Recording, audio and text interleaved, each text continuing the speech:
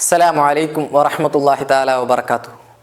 പ്രിയമുള്ളവരെ, ആദരവായ മുത്തു മുഹമ്മദ് മുസ്തഫ സല്ലല്ലാഹു അലൈഹി വസല്ലമ തങ്ങളുടെ ജന്മദിനാഘോഷം ലോകമെമ്പാടും കൊണ്ടാടുന്ന ഈ വേളയിൽ ചില അല്പജ്ഞാനികൾ നബിദിനാഘോഷം ഈയടുത്തായി തുടങ്ങിയ ഒരാചാരമാണെന്ന് പറഞ്ഞ് ജനങ്ങളെ തെറ്റിദ്ധരിപ്പിക്കുന്നുണ്ട്.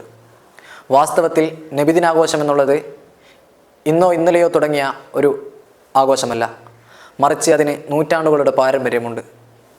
ഹിജ്റ 614 വഫാത്തായിപ്പോയ വലിയ പണ്ഡിതനാണ് മഹാനായ ഇബ്നു ജുബൈർ റളിയല്ലാഹു അൻഹു എന്നുള്ളത്. അദ്ദേഹം തൻ്റെ റിഹ്ലത്ത് ഇബ്നു ജുബൈർ എന്ന ഗ്രന്ഥത്തിൽ മക്കയിലെ നബിദിനത്തെക്കുറിച്ച് വളരെ സുവ്യക്തമായി തന്നെ പറയുന്നുണ്ട്.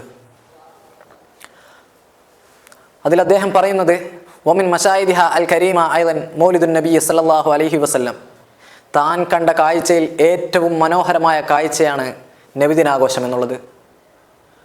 തുടർന്ന് പറയുന്നു, യുഫ്തഹു ഹാദൽ മൗലിഅൽ മുബാറക് ഫയദ്ഖുലുൻ നാസു കാഫത്തൻ മുതബരികീന ബിഹി ഫീ ശഹ്രി റബീഉൽ അവ്വൽ വയൗമിൽ ഇസ്നൈൻ മിൻ. റബീഉൽ അവ്വൽ തിങ്കളാഴ്ച ആ സ്ഥലം ജനങ്ങൾക്ക് തുറന്നു കൊടുക്കും. അങ്ങനെ ജനങ്ങൾ അവിടെ പോയി ബർക്കത്തെടുക്കും. കാരണം ലിഅന്നഹു കാന ശഹ്റ മൗലിദിൻ നബി സല്ലല്ലാഹു അലൈഹി വസല്ലം, നിശ്ചയം അത് നബി സല്ലല്ലാഹു അലൈഹി വസല്ലം തങ്ങൾ പിറന്ന മാസമാണ്. വഫി യൗമിൽ മദ്കൂർ ഉലിദ സല്ലല്ലാഹു അലൈഹി വസല്ലം, നബി സല്ലല്ലാഹു അലൈഹി വസല്ലം തങ്ങൾ ഭൂജാതനായ ദിവസമാണ് ആ ദിവസം.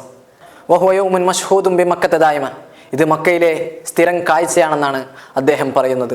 പ്രിയമുള്ളവരെ, ഉൽപ്പതിഷ്ണുക്കളുടെ ആശയങ്ങൾക്ക് അടിമപ്പെടാതെ ഇസ്ലാമിൻ്റെ മഹിതമായ പാരമ്പര്യത്തോട് ചേർന്ന് നിന്ന് ജീവിക്കുവാൻ നാഥൻ തുണക്കട്ടെ. അസ്സലാമു അലൈക്കും വറഹ്മത്തുള്ളാഹി.